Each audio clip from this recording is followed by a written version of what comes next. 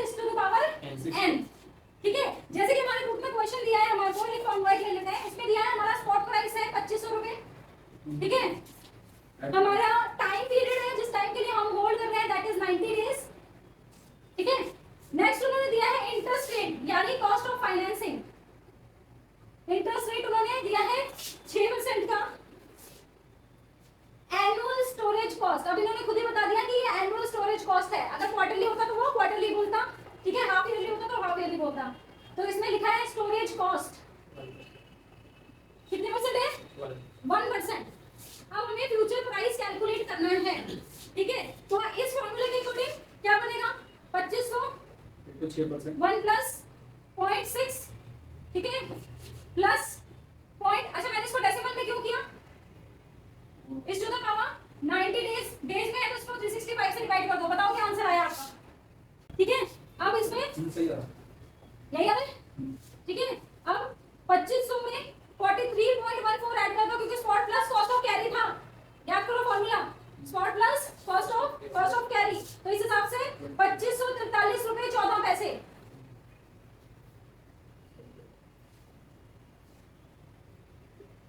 ये हमारे फ्यूचर का प्राइस आ जाएगा। सिंपल कैलकुलेशन, कोई डाउट? चलो आगे बढ़ते हैं। अब बात करते हैं कन्वीनियंस यील्ड की। कन्वीनियंस यील्ड का जो क्वेश्चन है बहुत इंपॉर्टेंट है। कन्वीनियंस यील्ड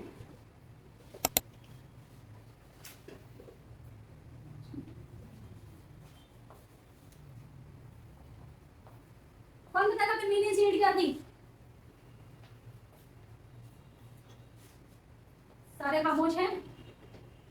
देखो सारे सॉरी, हाँ, physical holding of commodity. Yes, physical holding of commodity से हमें जिस तरह का, देखो रिटर्न्स हमेशा टेंजिबल नहीं होती, कुछ रिटर्न्स इनटेंजिबल होती है। इनटेंजिबल मतलब हमारे मेंटल सेटिस्फैक्शन के लिए या हमारे मेंटल सेटिस्फैक्शन के लिए और हमारे को एक तरीके से एक कन्वीनियंस देने के लिए भी कुछ रिटर्न आती है। यानी आप सपोज करो कि आपने कोई एसेट बाय किया हुआ है, ठीक है, और अचानक से उस एसेट के लिए कोई डेवलपमेंट होता है या कोई न्यूज आती है जिसकी वजह से एसेट के प्राइसेस ऊपर जाने लगते हैं। सपोज आप, अगर मैं इक्विटी डेरिवेटिव्स की बात करूं तो वहां पर हमारे पास कोई स्टॉक आपने लिया हुआ है और सडनली उसके अंदर डिविडेंड अनाउंस हुआ है, एक्स्ट्रा ऑर्डिनरी डिविडेंड अनाउंस हुआ है जिसकी वजह से लोग उसको परचेज करने लग गए हैं, जिसकी वजह से स्टॉक में शार्प प्राइस मूवमेंट आपको देखने को मिली। तो वहां पर आपको क्या होगा? एक तरीके से सेटिस्फैक्शन होगा कि अच्छा है कि मैंने ये स्टॉक पहले से होल्ड कर रखा है, ये मेरे पास में ऑलरेडी मेरे पोर्टफोलियो में है, इसलिए मुझे अब पैनिक बाइंग करने की जरूरत नहीं है इसको डिविडेंड लेने के लिए, है ना। सिमिलरली जब हम कमोडिटी की बात करते हैं तो ये कन्वीनियंस यील्ड और ज्यादा बढ़ जाती है क्योंकि इसमें क्या है, हमारे पास फिजिकल एसेट होल्ड करके रखते हैं हम। अब बहुत सालों से आप ये देखोगे हमारे जो एंसेस्टर्स हैं वो गोल्ड और सिल्वर को अपने यहाँ अपने पास में एज एन एसेट स्टोर करके होल्ड करके चलते हैं। इवन हमारे पास ट्रेडिशन भी है कि हम हर साल दिवाली पे, अक्षय तृतीया पे गोल्ड की बाइंग करते हैं ताकि हमारे पास में एक एसेट हम लोग अपने साथ में जोड़ के रख सकें। ठीक है, गोल्ड का हमें पता है, हमारे तिजोरियों में, हमारे घर के तिजोरियों में, लॉकर रूम्स में गोल्ड के बहुत सारे ऑर्नामेंट्स, बहुत सारी चीजें बहुत पड़ी है, हमें पता है हमें उसको यूज नहीं करना, हमने उसको पहन के कहीं नहीं जाना, हमने उसको यूटिलाइज नहीं करना। तब एटलीस्ट तब तक यूटिलाइज नहीं करना जब तक हमारे पास कोई इमरजेंसी ना आ जाए इस तरीके, है ना। लेकिन फिर भी हम उसको बाय करते हैं, क्यों? क्योंकि उससे हमें मेंटल सेटिस्फैक्शन होता है, हमें कन्वीनियंस मिलती है कि हमने कोई ऐसा एसेट बाय करके रखा हुआ है जिसकी जो वैल्यू है वो दिन ब दिन बढ़ती ही जा रही है ना। तो इसीलिए इसको हम कहते हैं कन्वीनियंस यील्ड, वो मेंटल सेटिस्फैक्शन जो कि हमें किसी भी एसेट को फिजिकली होल्ड करने पर, फिजिकल होल्ड करने पर हमारे पास में आता है, हमें मिलता है। ठीक है, उसी को हम कन्वीनियंस यील्ड कहते हैं। ठीक है,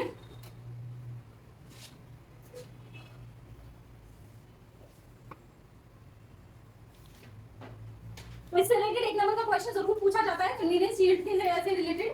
ठीक है, और अगर इसका क्वेश्चन आएगा तो वो तकरीबन इस तरह से आएगा कि कॉस्ट ऑफ कैरी वाले फॉर्मूले के अंदर ही आपको कन्वीनियंस यील्ड भी डाल देंगे कि आप कन्वीनियंस यील्ड के आपको उसके हिसाब से फ्यूचर प्राइस की कैलकुलेशन करनी होगी। ठीक है, तो इसका फॉर्मूला क्या होता है? Future price spot plus cost of carry minus inflow या फिर हम इसको क्या बोलते हैं? Convenience yield. ठीक है, इनफ्लो यानी किसी भी तरह से हमें रिटर्न कुछ मिली है, यहाँ पर हम बात करें मेंटल रिटर्न की। ठीक है, अगर हम इक्विटी डेरिवेटिव्स की बात करेंगे तो शेयर को होल्ड करने पर हमारे को क्या इनफ्लो होता है? डिविडेंड का इनफ्लो होता है। ठीक है,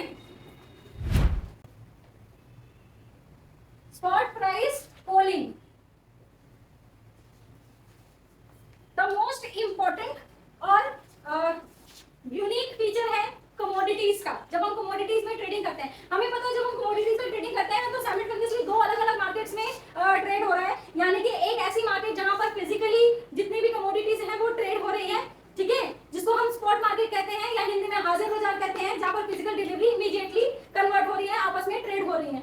वहीं पर एक दूसरी मार्केट है यानी हमारी फ्यूचर मार्केट है, जहां पर उन्हीं फिजिकल डिलीवरीज के फ्यूचर कॉन्ट्रैक्ट्स हमारे पास ट्रेड हो रहे हैं। तो बहुत हद तक चांसेस है कि एक जगह पे कहीं पर सडनली एक नेसेसिटी की वजह से या किसी और पैनिक बाइंग आ जाए जहां पर आपका फिजिकल एसेट अचानक से बहुत ज्यादा बढ़ने लग जाए या डिमांड में आ जाए, तो वहां के जो प्राइसेस हैं या किसी एक ग्रुप ऑफ पीपल के थ्रू जो फिजिकल कमोडिटी के प्राइसेस हैं वो मैनिपुलेट किए गए, ठीक है, बड़े एक्सट्रीमली ऊपर चले गए या एक्सट्रीमली नीचे चले गए, लेकिन जो फ्यूचर के प्राइसेस हैं, जो कॉन्ट्रैक्चुअल प्राइसेस हैं, जो कॉन्ट्रैक्ट के प्राइसेस हैं, वो तो अपनी रेगुलर पेस से मूवमेंट कर रहे हैं, बायर्स और सेलर्स की नेगोशिएशन से या उनके इंटरेस्ट की वजह से मूव कर रहे हैं।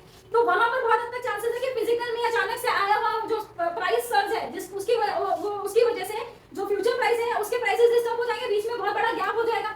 तो वो गैप क्रिएट ना हो सके या फिर उस गैप को बहुत हद तक हम मिटिगेट कर सकें या उसको एक कंट्रोल रखें उस एनवायरनमेंट को, इसीलिए स्पॉट प्राइस पोलिंग का एक फिनोमेना जो है वो इंट्रोड्यूस करा गया है, जहां पर एक ग्रुप ऑफ ट्रेडर्स से, और वो इसमें ट्रेडर्स भी हो सकते हैं, इम्पोर्टर्स भी हो सकते हैं, एक्सपोर्टर्स भी हो सकते हैं, वो सारे मार्केट पार्टिसिपेंट्स हो सकते हैं जो कि कमोडिटीज में डील करते हैं, उनसे एक प्राइस की पोलिंग ली जाती है। उसमें मल्टीपल उसमें उनके क्राइटेरिया होते हैं, उसके अंदर वॉल्यूम, उनके अंदर उनकी इन्वेंटरी के प्राइसेस, उनकी डिमांड, ठीक है, उनकी एक्सपेक्टेशंस, ठीक है, इन सब चीजों को देखते हुए उनसे एक किसी भी कमोडिटी का एक प्राइस का पोल लिया जाता है, आपके प्राइस की कोटेशन ली जाती है, वो ग्रुप ऑफ ट्रेडर अपनी अपनी प्राइस की कोटेशन देते हैं और उसके आधार पर एक प्राइस को की एवरेज निकाली जाती है और वो एवरेज का ब्रॉडकास्टिंग होती है फ्यूचर मार्केट के लिए, ताकि आपके फ्यूचर कॉन्ट्रैक्ट्स जो फ्यूचर कॉन्ट्रैक्ट्स हैं उनको अकॉर्डिंगली प्रीमियम या डिस्काउंट के हिसाब से मैनेज किया जा सके या सेट करा जा सके। इसी फिनोमेना को क्या बोलते हैं?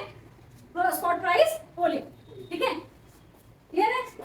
इसको बाकी का समझना। इसमें क्या क्या चीजें किन किन फैक्टर्स को कंसीडर किया जाता है स्पॉट प्राइस पोलिंग में? सबसे पहले इसमें क्या क्या गाइडलाइंस दी गई है? पहली चीज तो डिटेल ऑफ कॉन्ट्रैक्ट, कि आप कौन से कॉन्ट्रैक्ट के लिए पोल कर रहे हो, कौन से कॉन्ट्रैक्ट के लिए आप कोटेशन दे रहे हो, गोल्ड के लिए दे रहे हो, सिल्वर के लिए दे रहे हो, एग्री कमोडिटी के लिए दे रहे हो, मेटल्स के लिए दे रहे हो, किसके लिए दे रहे हो, वो प्राइस जो और कौन सी क्वालिटी का मेटल या कौन सी क्वालिटी के कमोडिटी के लिए आप प्राइस की कोटेशन दे रहे हो। दूसरी कि आपने स्पॉट प्राइस पोलिंग के लिए पूरा मैकेनिज्म किस तरह का फॉलो किया हुआ है, जो भी प्रोसीजर्स आपने फॉलो किए हैं, ठीक है। फिर तीसरा कि कैसे, हाउ यू विल अराइव। तो पहली चीज क्या हो गई आपकी? पहली चीज हो गई details of the contract, second हो गई आपकी मैकेनिज्म ऑफ पोलिंग, ठीक है।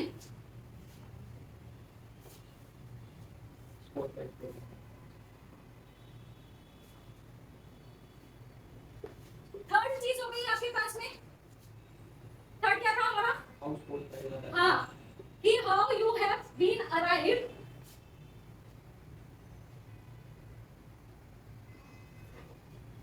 Eight this price. इस प्राइस को निकालने के पीछे आपने क्या कैलकुलेशंस, क्या मेजर्स, क्या टूल्स इस्तेमाल किए, क्या कैलकुलेशन इस्तेमाल करी, यहाँ तक पहुंचने के लिए कोई ना कोई set of formula, set of guideline, set of rules तो आपने फॉलो किए होंगे ना। तो आपने कैसे अराइव किया इस प्राइस को, जो आप पोल कर रहे हो उस प्राइस को लाने में आपने क्या कैसे कैसे पहुंचे उस प्राइस तक, वो पूरी प्रोसेस आप बताओगे, ठीक है। उसके बाद में क्या आता है कि वेदर कोई किसी तरह के चार्जेस या ब्रोकरेजेस,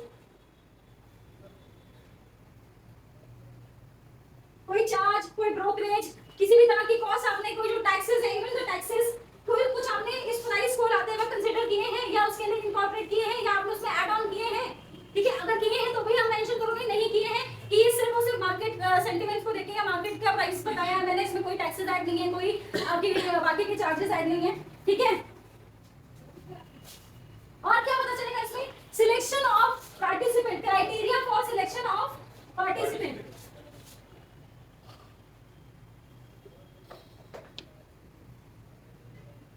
पार्टिसिपेंट्स, कि आपने जो पार्टिसिपेंट्स पोलिंग के लिए सिलेक्ट किए हैं वो किस वजह से किए हैं। क्या आपने उनके अंदर खासियत देखी कि आपको लगता है कि वो ये स्पॉट प्राइस की तरफ के लिए पोलिंग के लिए हम उनको नॉमिनेट कर सकते हैं, उनको इंक्लूड कर सकते हैं। क्या कोई वो ऐसा बड़ा क्या बोलते हैं, कोई बड़ा ऐसा ट्रेडर है या वो बड़ा एक्सपोर्टर इंपोर्टर है, या फिर वो ऐसा कौन सी हस्ती है जिसकी वजह से भाई उसकी जो ट्रेड्स है वो इंपैक्टफुल हो सकते हैं आपके स्पॉट प्राइस पोलिंग के लिए अराइव करते हुए, ठीक है। तो ये चीज आपको पार्टिसिपेंट को कैसे सिलेक्ट किया आपने, क्यों रखा उस ट्रेडर को बीच में, हो सकता क्योंकि आप उसके बाद में उसको जस्टिफिकेशन दोगे कि ये ट्रेडर बहुत बड़ा ट्रेडर है, उसके पास वॉल्यूम बहुत ज्यादा होता है ट्रेडिंग का, ठीक है, इस इन फिजिकल कमोडिटी का, तब कहीं जाके ये लोग ये सारी चीजें मैकेनिज्म को एक पुट टुगेदर किया जाएगा, उसके बाद में आप स्पॉट प्राइस पोलिंग करोगे और वो लोग फिजिकल डिलीवरी का वो जो प्राइस है वो निकालेंगे और फिर उसको ब्रॉडकास्ट करेंगे, पहुंचाएंगे फ्यूचर मार्केट तक यानी एक्सचेंजेस तक, और एक्सचेंजेस बताएगा कि आपका गोल्ड का प्राइस कल हाजिर बाजार में यानी स्पॉट मार्केट में यानी फिजिकल मार्केट में सराफा बाजार में ये खुला है, ये बंद हुआ है, और आपके जो फ्यूचर प्राइसेस हैं इसके हिसाब से आप अब बैलेंस करके गैप अप या गैप डाउन ओपनिंग प्रीमियम या डिस्काउंट के ऊपर खोलना, ठीक है, क्लियर है? हाँ जी। स्पॉट प्राइस पोजीशन मतलब फिजिकल मार्केट में जो बिड लग रही है, यस, फिजिकल मार्केट में बिड नहीं लग रही, फिजिकल मार्केट में जो ट्रेड हो रहे हैं ना उन ट्रेडर से पूछा जाएगा कि भैया आपका आज का भाव क्या है गोल्ड का, जो बड़े बड़े होंगे उन सबसे पूछ के फिर हाँ, फिर एक प्राइस पे एवरेज प्राइस निकालना हमारे इस मार्केट में आता है, एग्जैक्टली। ये बात यही मेन मैकेनिज्म है और यही डिफरेंस है उसका जो वो स्पॉट प्राइस फॉलोइंग की जाती है।